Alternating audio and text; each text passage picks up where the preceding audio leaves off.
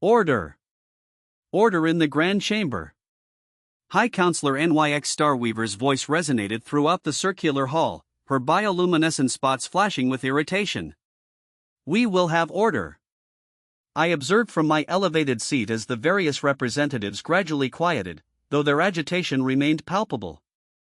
The Marxian quills remained fully extended, the Voral delegate's skin continued cycling through warning hues, and even the normally impassive Quantum Collective's holographic avatars flickered with unusual fervor. Admiral Zach's bright wing, NYX called out, her 4 eyes fixed on me.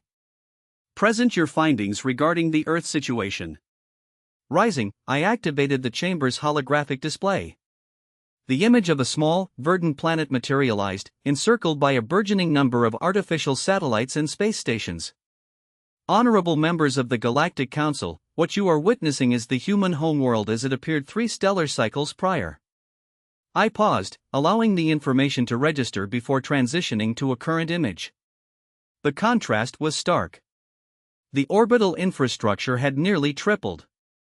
A collective gasp reverberated through the chamber.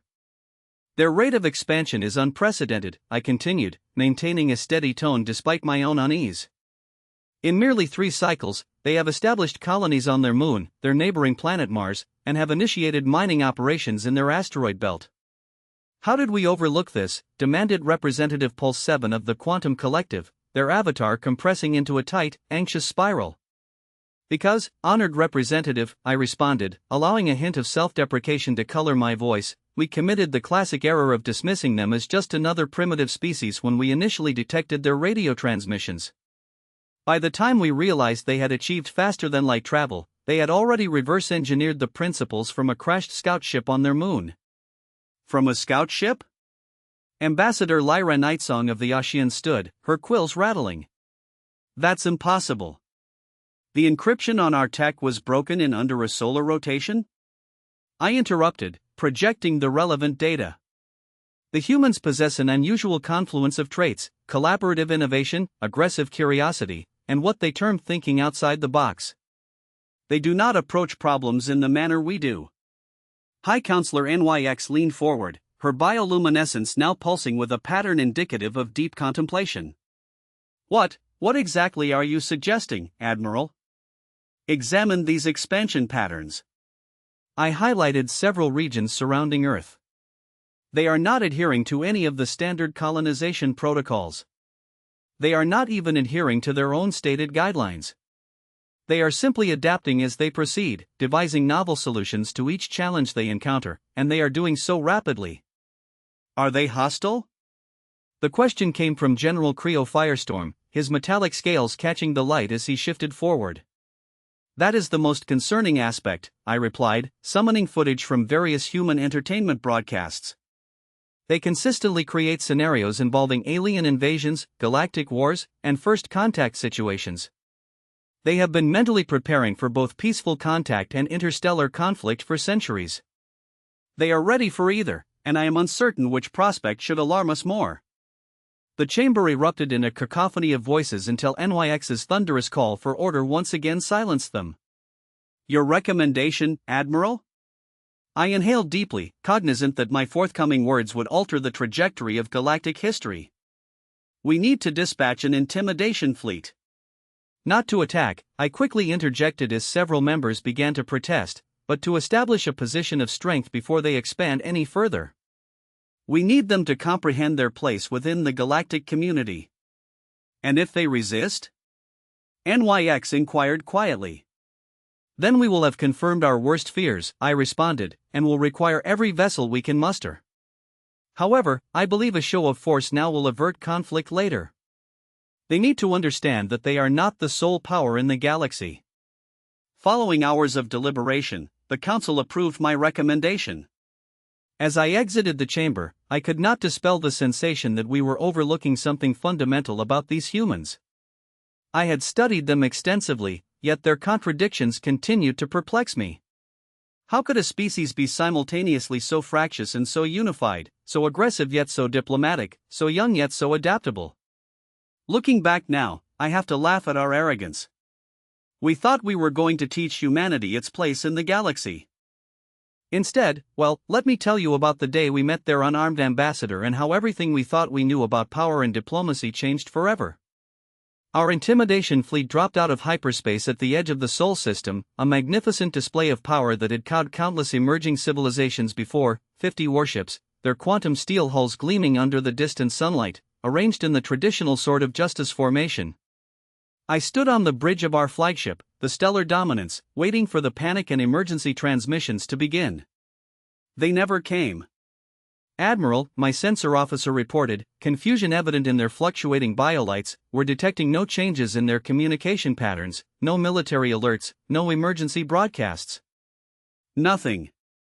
That's impossible, I muttered, moving to verify the readings myself. Show me their orbital defenses. The holographic display revealed Earth's orbital infrastructure continuing its normal operations. Civilian ships moved along their regular routes, space stations maintained their standard rotations. If anything, there seemed to be more leisure activity than our previous scans had shown. Sir, Navigation Officer Rack Swiftwind called out, we're receiving a transmission from Earth. Audio and visual. On screen, I ordered, straightening my posture. This would be the moment they'd realize their mistake in ignoring our arrival.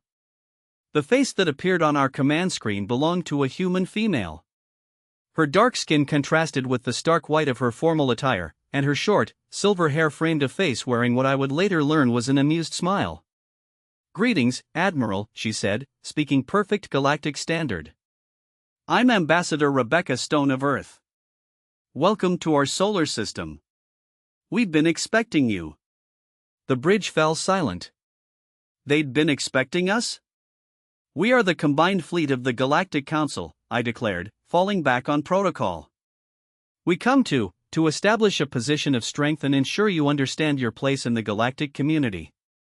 She finished my sentence, her smile widening. Yes, we know. Your council's deliberations were quite thorough, though I must say, Admiral Brightwing, your assessment of our capabilities was impressively accurate in some areas and adorably wrong in others. I felt my scales flatten against my body, a reflexive response to threat that I couldn't control. They'd monitored our secure council session? Impossible. I will be arriving shortly in my shuttle to begin diplomatic discussions, Ambassador Stone continued. I trust you'll extend the traditional courtesies. Before I could respond, a small ship detached from one of Earth's orbital stations. It was barely larger than a standard escape pod, with no visible weapons or defensive systems. Our scans confirmed it had minimal shielding and was being piloted by a single human. Representative Pulse 7, who had insisted on joining this mission, manifested next to me. This is either supreme confidence or supreme foolishness, they observed, their holographic form pulsing with uncertainty. Or a trap, General Creo added via comlink from his command ship. She could be carrying planet-killer bioweapons in her bloodstream. Our scans detect no weapons, biological or otherwise, my security chief reported. The ship contains one human female and standard diplomatic supplies. Nothing else. We watched in collective disbelief as the tiny shuttle approached our massive fleet. The size difference was almost comical, like watching a space might approach a herd of stellar whales. When Ambassador Stone docked aboard the Stellar Dominance, our security teams were thorough to the point of rudeness. They scanned her at the molecular level, checked every item she brought for hidden technology, and even analyzed her clothing fiber by fiber. She submitted to it all with that same amused smile. Satisfied, she asked after the fourth scan, smoothing down her white suit jacket. Or would you like to check my dental work as well? Several council representatives had gathered in our main diplomatic chamber to witness this first official contact. I could sense their dismissive attitudes. Here was a primitive species sending a single, unarmed representative to face the combined might of the galactic powers. Surely this showed their naivety. You come alone? High Counselor NYX's avatar asked, not bothering to hide her disdain. Your species sends a single representative to meet with the combined authority of the galaxy? Oh, yes, Ambassador Stone replied, taking her seat at our massive negotiation table with the air of someone sitting down to a casual lunch. After all, why would we need more? I'm unarmed, you've established that quite thoroughly, and I'm just here to talk.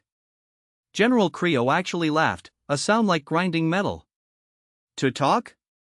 Your species is barely out of its gravity well, and you think talking will be enough? Ambassador Stone's smile shifted, becoming something that made my combat instincts scream warnings. General, she said softly, talking is all we've ever needed. Now, shall we begin? I have some fascinating proposals about trade routes that I think you'll find quite revolutionary. Looking back, that smile should have been our initial clue, yet we were too occupied with being entertained by her seeming innocence to realize we had already stumbled into her scheme, a scheme constructed not with armaments or warriors, but with language and humor, and financial networks that would soon have us all following her its lead.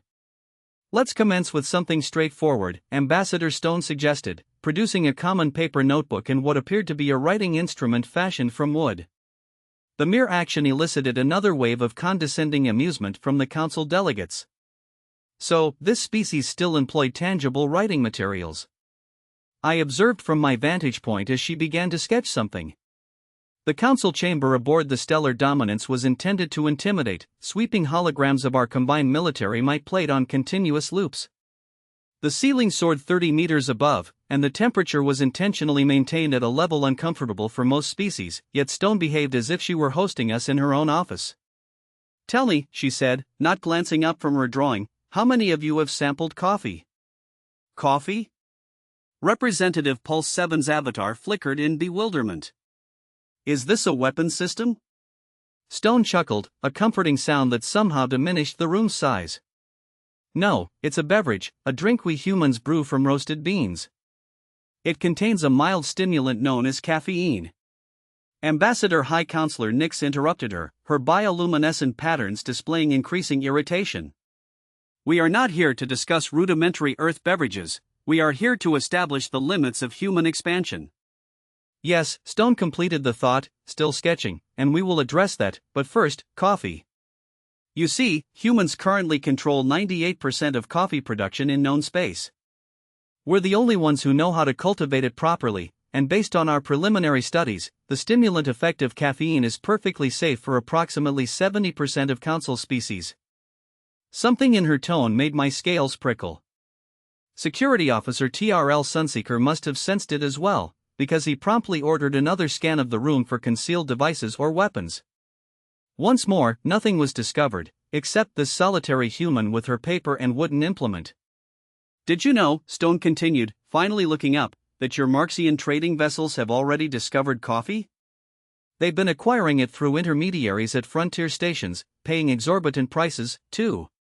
And the Quantum Collective's research division, they've been studying its effects on productivity, fascinating results, I hear. Ambassador Lyra Nightsong's quill shot up in surprise, while Pulse 7's avatar briefly destabilized. How does she know about these confidential operations? That's right, Stone smiled, sliding her completed sketch across the table. It was a remarkably detailed map of current galactic trade routes, hand-drawn from memory, with profit margins noted in the margins. We've been paying attention, just as we're paying attention to the fact that the Voral Mining Consortium is 3/4 of a solar cycle away from a major titanium shortage, or that the Quantum Collective's new quantum processor designs require a very specific isotope of palladium that, coincidentally, we've just discovered massive deposits of in our asteroid belt. General Creo slammed his metallic fist on the table. Are you threatening us with economic warfare? Stone's expression transformed to one of exaggerated surprise. Threatening? Oh, no, General, I'm proposing partnerships, mutually beneficial arrangements. After all, we're just a young, primitive species, barely out of our gravity well. Surely we couldn't possibly pose any real threat to the mighty Galactic Council. The sarcasm in her voice was subtle but unmistakable. Several representatives shifted uncomfortably in their seats. I found myself reassessing everything I thought I knew about human diplomatic tactics. If we could return to the matter at hand, I interjected, attempting to regain control of the conversation, your species' rapid expansion is proceeding exactly as planned. Stone cut in smoothly. But you're right, Admiral Brightwing, let's address that directly. She turned a fresh page in her notebook. Tell me, what exactly about our expansion troubles you? The speed, the direction, or perhaps the implications? All of the above, Nix stated firmly. Your species shows no regard for established colonization protocols, no respect for traditional expansion boundaries, and no consideration for the delicate balance of power that maintains peace in this sector." Stone nodded, jotting something down. "And these protocols and traditions, they benefit whom exactly?" The question hung in the air like a charged particle. We all knew the answer. Of course, the current system heavily favored the established powers, the very powers represented in this room. But no one had ever been brazen enough to point this out so directly. "That's not relevant," General Creo growled. "On the contrary," Stone replied, her voice taking on a professor's tone that somehow made us all feel like students, "it's the only thing relevant in this room. Well, that and the fact that your fleet's quantum steel hulls are already showing signs of molecular stress from your latest hyperjump. You really should have waited another 3 days before making that dramatic entrance." Dead silence fell across the chamber. That was classified engineering data. Even I didn't have access to the fleet's structural integrity reports. How could she possibly know? "Now then," she continued, apparently oblivious to the bombshell she had just dropped, "shall we discuss what Earth can offer the Council, or would you prefer to continue pretending this is an intimidation meeting rather than a negotiation between equals?" I caught Nix's eye across the table. For the first time in my long career, I saw genuine uncertainty in the High Counselor's bioluminescent patterns. This human, with nothing but paper and words, had somehow seized control of a room full of the galaxy's most powerful beings, and we still had no idea how she was doing it. "Perhaps," I said carefully, "we should take a brief recess to consider our positions." Of course, Stone agreed pleasantly, closing her notebook. "I brought some coffee, by the way, real earth-roasted beans. Would anyone like to try a cup while we break?" Looking at her serene smile, I suddenly understood with perfect clarity that this had never been a negotiation, it was a demonstration. But of what, exactly, I had yet to comprehend, and judging by the uncomfortable expressions around the table, I wasn't the only one starting to worry about what this seemingly harmless human had in store for us. When we reconvened after the recess, something had shifted. The council delegates who had sampled Ambassador Stone's coffee were markedly more alert, their cognitive patterns displaying heightened activity, and Stone, she had rearranged her side of the table, setting up what she called a presentation space during our break. She began again, "Several of you had your analysts verify my claims regarding trade routes and resource supplies. You found them accurate?" Reluctant nods rippled around the table. I caught General Creo checking something on his neural interface, his metallic features contorted in frustration. "You also," Stone continued, "attempted to locate hidden transmitters, quantum entanglement devices, or other means by which I might be accessing restricted information." "Found nothing, correct?" More uneasy nods. I watched her closely, noting how she commanded attention without raising her voice or making any threatening gestures. It was akin to observing a master conductor lead an orchestra without touching the instruments.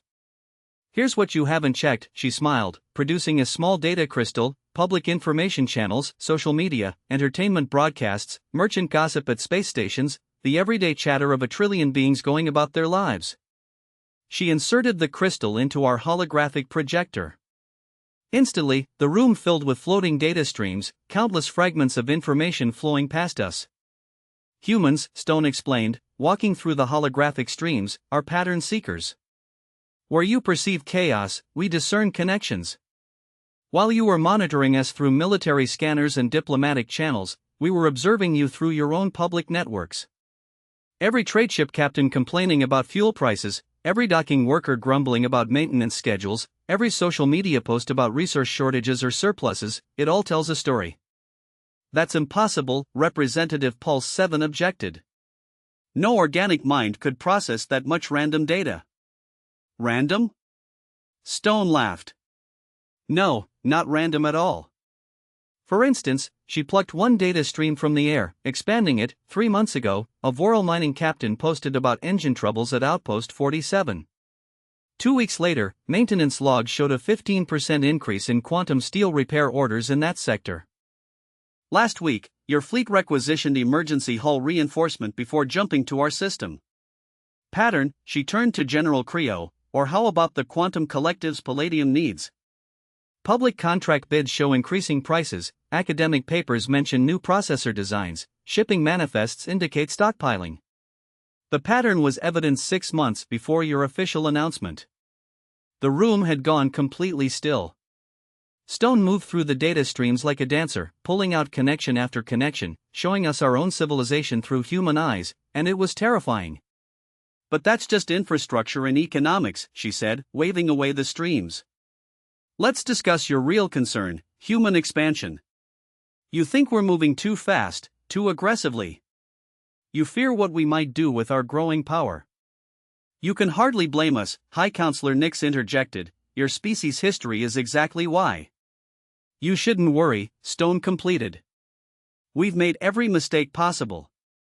We've had wars, genocides, environmental disasters. We've nearly destroyed ourselves multiple times, and we've learned from each failure. We understand the price of aggression better than any species in this room. She pulled up new data, historical records from Earth, every first contact scenario we've imagined, every alien invasion we've prepared for, every diplomatic protocol we've designed. They all stem from one core truth: we know exactly how dangerous we can be, and we choose not to be. Choose? Ambassador Lyra scoffed. Choice can be changed, can't it? Stone asked softly. Let me show you something. A holographic display shifted to show Earth's orbital defense network, or rather what we thought was a defense network. As the image expanded and data overlays appeared, my heart nearly stopped. Those aren't weapon platforms, I whispered. No, Stone confirmed, they're communication hubs, cultural exchange centers, trading posts, entertainment broadcasters. In the time you've been watching us build weapons, we've been building connections. While you were counting our ships, we were making your people fall in love with our stories, our music, our art, our coffee. She gestured, and the display showed hundreds of thousands of transmission streams flowing from Earth to every corner of the galaxy. Your people are already watching our entertainment broadcasts, she revealed. They're learning our languages, copying our fashions, trading our goods. Your children play our games, your artists remix our music, your philosophers debate our ideas. Understanding dawned across the faces of the council delegates, horror mixed with awe as they realized the truth. We don't need worship, Stone said gently, we don't need threats or ultimatums. We're not expanding through military might or economic coercion. We're expanding through what did you call it in your council meeting, Admiral? Collaborative innovation, aggressive curiosity, and thinking outside the box. I saw it now. The coffee wasn't just a beverage, it was a demonstration. The paper notebook wasn't primitive, it was a statement.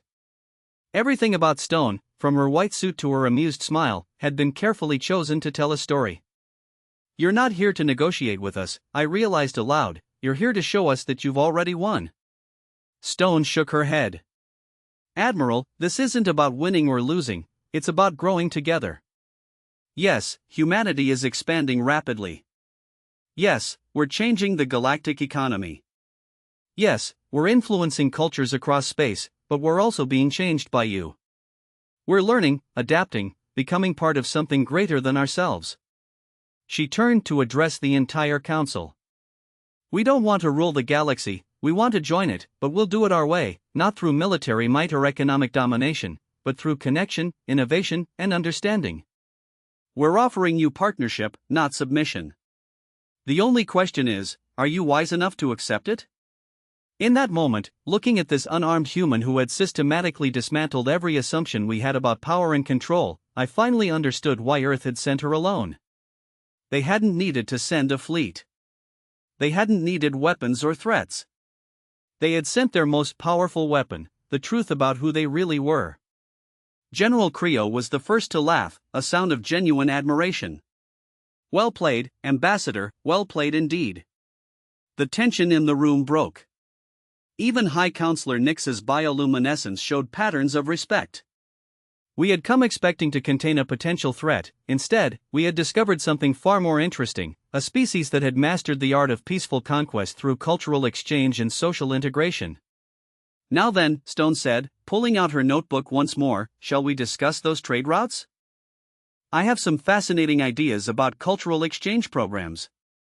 10 stellar cycles have elapsed since that momentous assembly aboard the Stellar Dominance. I am recording this account from my new office on Earth's Luna Station, where I serve as the Galactic Council's chief ambassador to humanity. The irony of this position is not lost on me.